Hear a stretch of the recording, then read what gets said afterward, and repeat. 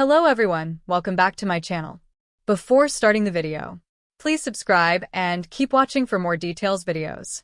Lindsay Davenport thinks she knows exactly what Coco Gauff will do after her defeat at the Canadian Open. Coco Gauff suffered a surprise fourth-round exit at the Canadian Open this year. Gauff was beaten by Victoria Mboko, the Canadian teenager who has enjoyed a meteoric rise up the WTA rankings this year. Knowing what it is like to rise up the WTA rankings from a young age, Gauff has dismissed any comparisons to Mboko. Double faults were a big issue for Gauff throughout her time in Montreal, but they were actually much lower in her defeat to Mboko.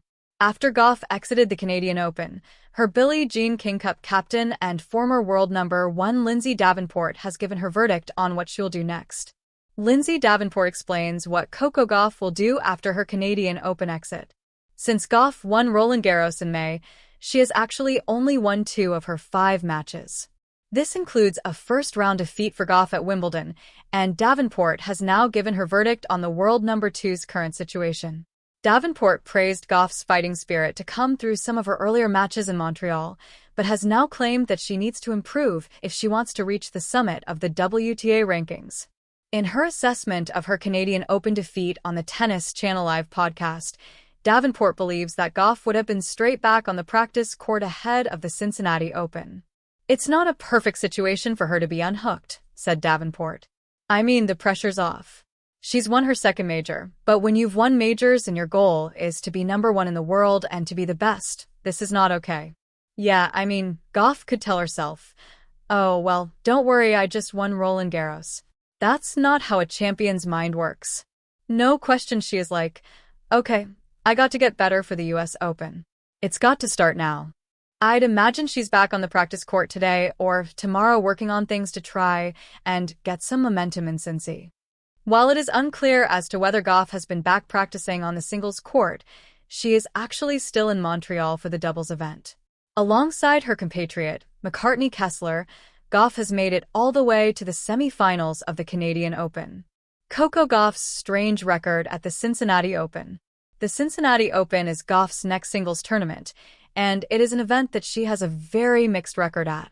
Gauff is a former champion in Cincinnati, winning the title at the WTA 1000 tournament in 2023. That was the same year that Gauff went on to win the US Open, but her record in Cincinnati outside of that year leaves something to be desired. Gauff has won 6 of her 10 matches at the Cincinnati Open, with just one of those wins coming outside of 2023. The 21-year-old will be hoping she can re-find form and showcase the sort of tennis that helped her win the Cincinnati title in 2023.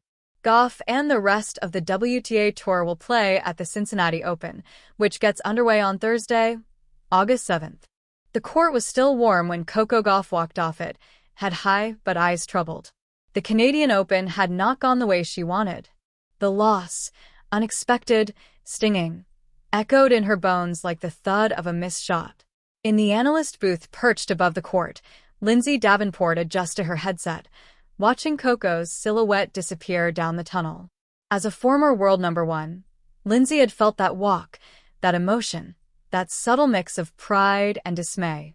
And now, with a commentator's clarity and a champion's empathy, she leaned into the microphone, her voice low but certain. "She's going to go back to the drawing board," Lindsay said, half to her broadcast partner, half to the future itself. "And she'll come back stronger." That's just who Coco is. Later that evening, as rain tapped gently on hotel windows across Toronto, Lindsay sat with a cup of herbal tea and her notebook. She didn't need to write, but sometimes her thoughts gathered better on paper. She wasn't just a commentator, she was a chronicler of tennis souls. What will Coco Gauff do now? She scrawled across the top of a fresh page. Not many people understood what it meant to carry expectations like Coco did. At just 21, Coco had already been called the next Serena, the future of American tennis, a generational athlete. The weight of a sport rested on her shoulders, and now a surprising early exit from a Masters-level tournament left questions in the air. But Lindsay knew something about losses. About the kind that either shatter you or sharpen you. "She's going to take this loss personally," she wrote. Not in the emotional sense, but in the professional one. Coco doesn't flinch from the mirror. She'll look at the footage. She'll talk with Brad Gilbert. She'll ask for the brutal truth. Lindsay remembered her own worst defeats, some in grand slams, some in quiet tournaments with no headlines. The common thread? Every one of them taught her something that winning never could. She's going to dissect that backhand, Lindsay muttered aloud, then chuckled. Maybe even switch it up. Get a little more aggressive on the second serve. The fire's there. It just needs tuning. Across town, Coco was indeed watching footage. Not out of self-punishment, but curiosity. Where had the momentum turned? Where had she hesitated instead of trusted? I played too safe, she told Gilbert, who nodded without saying much. She took time away, and I gave it to her. Gilbert scribbled a few things down but smiled. You saw it. That's 90% of the work. By morning, Lindsay was back in the studio, reviewing highlights with other analysts. The headline on the screen read, Gauff out in quarterfinals, trouble or turning point. Lindsay waved the question away with a slight shake of her head. Turning point. Mark my words. She leaned forward, speaking as though Coco herself might hear. Losses like this aren't setbacks, they're fuel. Gauff has too much awareness, too much drive, to let this define her. She's going to be hitting the gym tomorrow. She's going to be on court with intention. And you better believe she's circling Cincinnati, circling the US Open, thinking, I've got something to prove, not to them, but to me. The panel nodded. Even the skeptics respected Lindsay's foresight. She didn't speak in cliches. She spoke in patterns, in psychological truths baked into the DNA of champions. 3 weeks later, Coco Gauff stepped onto center court in Cincinnati with a different kind of calm. Not the forced composure of someone trying to regain control, but the poise of a player who had looked her weaknesses in the eye and shook hands with them. Her serve was cleaner. Her decisions sharper. Her eyes scanned the court not in panic, but in calculation. From the commentary booth, Lindsay watched with a knowing smile. There it is, she whispered. I knew she'd figured out.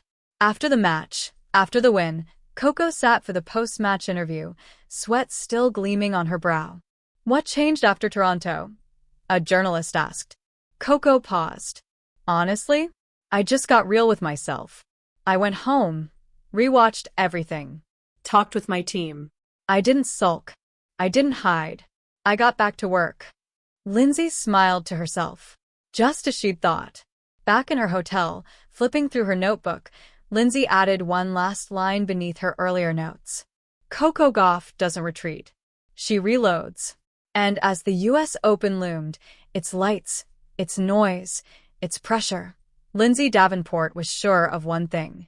Whatever happens next, Coco won't run from it. She'll walk toward it, head high, eyes clear, and racket ready. Because that's what champions do.